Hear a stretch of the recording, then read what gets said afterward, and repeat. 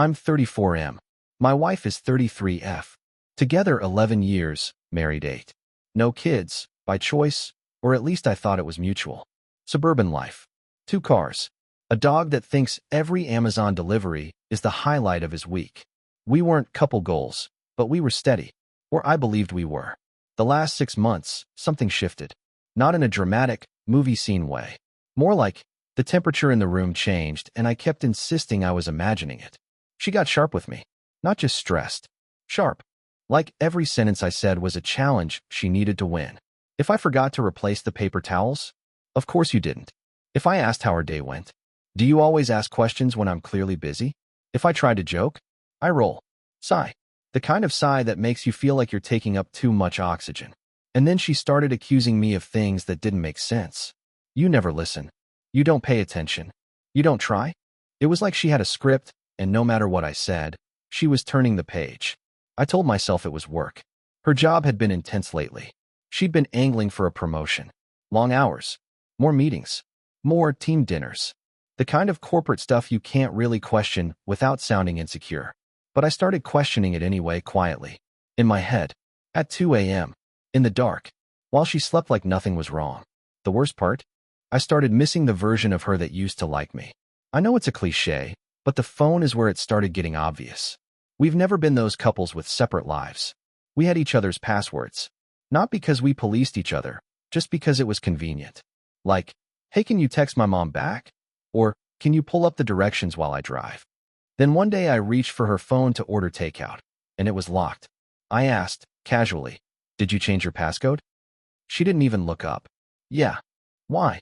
And that's when she hit me with the first little dart. Why do you need to know? I laughed awkwardly, like it was a joke. I don't know because it's new. She finally looked at me, and it was that expression like I'd stepped in something gross.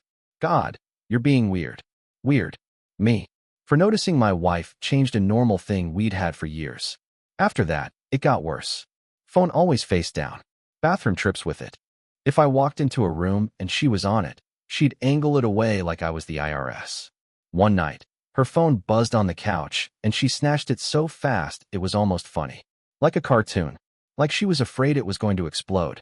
I made some comment like, you'd think you were guarding nuclear codes. And she snapped, can you not? Okay. Message received. Her schedule changed, too. Tuesdays and Thursdays became late nights. Budget meetings. Client calls. Team dinner. Always something. She started caring more about what she wore to work. Like, not just nice, intentional. New perfume. New lingerie that I never saw. Which is ironic. And she'd come home energized. Not tired. Not drained. Energized. Like she'd just had fun. If you've ever lived with someone who's genuinely exhausted from work, you know the difference. This was post-date energy. That little hum of excitement. I asked once, lightly, you seem in a good mood after these meetings. She smiled. Maybe I just like my job, unlike some people. Some people. Meaning me. Like I was the miserable one ruining her vibe. That's when I started keeping track in my head. Not like a detective with a corkboard. More like, my brain wouldn't let it go. Tuesday, home at 10:30. Thursday, home at 11:15. Same perfume. Same, too upbeat, energy. And when I asked normal questions, where they ate, who was there, she'd give vague answers. You wouldn't know them. It was boring. Why do you care? Why do I care? Right. I don't know why this is what did it, but it was the smallest thing. We were at a friend's birthday party. She was on her phone, smiling. I walked up behind her, not trying to snoop. Just walking. She tilted the screen away instantly. I didn't even see anything. Just the motion. The reflex.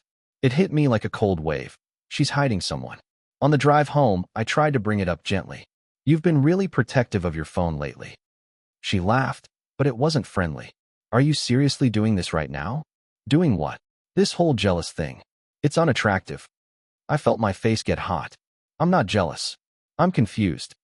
She stared out the window and said, I can't deal with your insecurity. Insecurity. That word again. Like it was a magic spell that made my concerns invalid.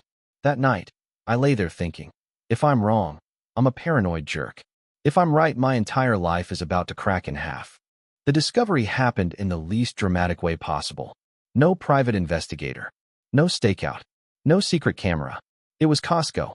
She texted me a grocery list because she forgot something at work and was running late. Normal. I grabbed my keys, went to the kitchen counter, and her phone was right there plugged in. It buzzed. I didn't plan to look.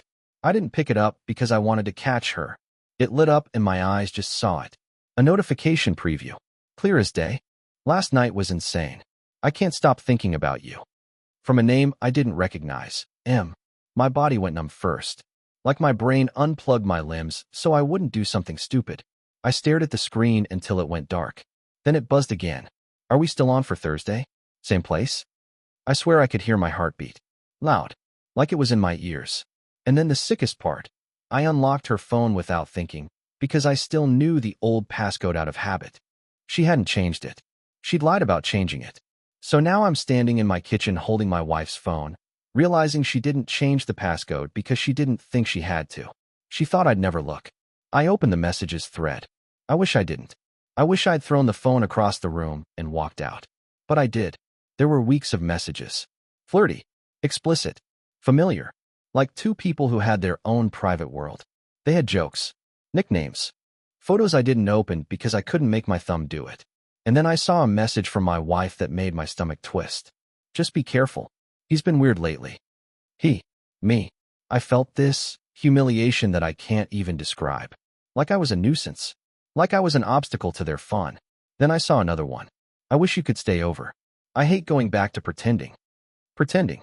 So she came home, climbed into bed, kissed me, laughed with me, while calling it pretending. I put the phone down like it burned me. I went to Costco anyway because my brain couldn't handle doing anything else. And I walked around Costco like a ghost, staring at bulk cereal, thinking, my marriage is over and I'm choosing between paper towels. I didn't confront her that day, not because I'm strong, because I was terrified. I wanted more proof. I wanted time. I don't know, a miracle? She got home late that night, kissed me on the cheek like everything was normal, and asked if I got her sparkling water, the lime one. I said yes. My voice sounded like it belonged to someone else. I didn't sleep. I stared at the ceiling and listened to her breathe and thought, how can someone lie so easily? The next morning she was cheerful, like she'd won something. She said, you've been kind of quiet. Are you mad at me? Not worried, not caring, mad. Like my emotions were an inconvenience. I just said, tired. She smirked and went, well, try to get over it. Try to get over it.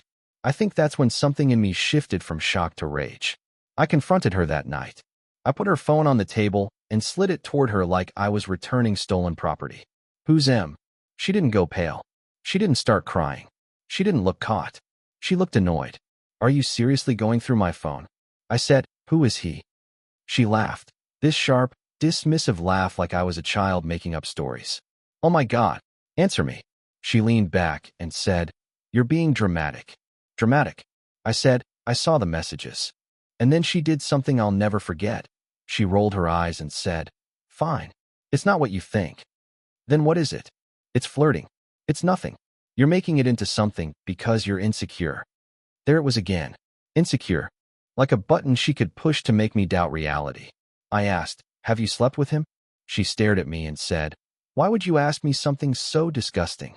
Disgusting. Me asking, not her doing. Her story evolved in real time. First, it's just texting. Then, okay, we kissed once. Then, it happened one time, and I regretted it. Then, it's not like you've been present anyway. Every time I said, I saw more than that, she'd adjust the story like she was updating software. At one point she snapped, what do you want from me? Blood? I said, the truth. She looked at me, dead serious, and said, the truth is you pushed me away. That was her masterpiece. The full pivot. Turn her betrayal into my failure. I felt like I was watching someone try to sell me my own house. And here's the worst part. For a second, a tiny part of me wondered if she was right. That's what manipulation does. It makes you question your own memory. I finally asked, who is he really? She hesitated for the first time, like her script had a missing page. I said, is it someone from work? She shrugged. Too casual. Maybe. Is it Mark? I don't even know why I guessed that name. Maybe because she'd mentioned a Mark a few times. He's funny. He's good at presentations. Small things. The second I said Mark, her face changed. Not guilt. Not sadness. Fear. She didn't say yes. She didn't say no. She just went silent. And silence is an answer. Mark. A coworker I'd met at her company picnic. I'd shaken his hand. We talked about football and grilling like normal American dudes. I'd invited him and his girlfriend, because he mentioned having one, over for a barbecue that never happened. This man had looked me in the eye and smiled while sleeping with my wife. I felt like I was going to throw up. The next few days were blurry. I couldn't focus at work. I'd open my laptop and just stare. Every song on the radio sounded like it was mocking me. Every happy couple I saw felt like a lie. My wife acted like I was the problem for being upset. She'd sigh dramatically if I asked questions. She'd say things like, "Are you done?" Or, "I can't live like this." Like this, meaning me having feelings, was unbearable. At one point she said, "If you keep interrogating me, you're going to ruin whatever chance we have." Whatever chance we have. She cheated, but I was the one ruining it by reacting. That's when I realized she wasn't sorry. She was annoyed, I found out. I called a close friend and finally said it out loud. "I think my wife is having an affair." My friend didn't even hesitate. He said, "You don't think, you know." And hearing someone else say it made it real in a way I couldn't escape. Here's where it got uglier. We had dinner at her sister's house that weekend. I didn't want to go. She insisted. At the table, her sister asked, "Everything okay? You seem quiet." Before I could answer, my wife said, laughing, "He's just in one of his moods. He's been paranoid about my phone." She said it like it was funny, like I was being ridiculous. Her sister gave me this look, like, "Really?" And I felt my stomach drop again. It clicked. She was setting me up. She was planting the story that I was controlling and jealous so that if the truth came out, she'd already made me the villain. When we got home, I said, "Why would you say that?" She shrugged. "Because it's true." I said, "No, the truth is you're cheating." She snapped, "Lower your voice." Lower my voice. Like the problem was volume, not betrayal. That's when I packed a bag and left for the night. I sat in my car in a Walmart parking lot at 1 a.m. because I didn't know where else to go, and I cried so hard my chest hurt. I'm not a dramatic guy. I don't cry easily. But something about being reduced to paranoid at a dinner table while knowing the truth, it shattered me. 2 days later, she texted me, "Can we talk? Please." I came home, and she looked different. Not tough, not smug, shaky. She said, "I ended it." I almost laughed. "You ended it?" She looked at the floor. He didn't want to keep doing this. So she didn't end it. He did. And then she said something that made my blood run cold. He said if you found out, it was too risky. Too risky. Not wrong. Not immoral. Risky. Then she started crying. Real crying. And for a split second, my reflex was to comfort her. Years of marriage habits. Muscle memory. But then she said, "I messed everything up." Not, "I hurt you." I messed everything up. Meaning, she lost her fun and now her life was inconvenient. That's when I felt something eerie, calm. Like my brain finally accepted the truth my heart couldn't. She offered therapy. She offered to try. She offered to let me check her phone anytime. As if trust is a light switch. She said, "We can rebuild." Then, 5 minutes later, she snapped at me for not responding fast enough to her apology. That whiplash told me everything. I asked one question that I think matters more than any other. Are you sorry you did it, or sorry you got caught? She stared at me, and then she did what she always did. She went on offense. "How dare you?" No answer. Just outrage. That was my answer. So I called a lawyer. Quietly. Without drama. I opened a separate bank account. I changed my passwords. I documented everything. Not because I wanted revenge. Because I didn't trust her to play fair. And the saddest part? The moment I started protecting myself, I felt stronger. Like I was finally acting like I mattered. Divorce is not a single event. It's a slow series of endings. It's splitting furniture. Signing papers. Standing in an empty kitchen where you once planned vacations and argued about paint colors. My wife went through phases. Angry. You're throwing everything away. Sad. I made a mistake. Cruel. Good luck finding someone who puts up with you. Manipulative. We could still be friends. Friends. I told her no. Not because I hate her. Because I respect myself. Some nights I still feel the sting. It comes in waves, especially when something reminds me of who I thought she was. But most mornings I feel something I haven't felt in a long time. Peace. And if you're reading this because you suspect something in your relationship, Here's what I wish someone had told me sooner. If someone makes you feel crazy for asking normal questions, that's not love. If someone hurts you and then gets angry that you're bleeding, that's not remorse. And if someone can lie to your face without blinking, they'll do it again. I didn't lose my wife. I lost an illusion. And honestly, that's not a loss. That's freedom.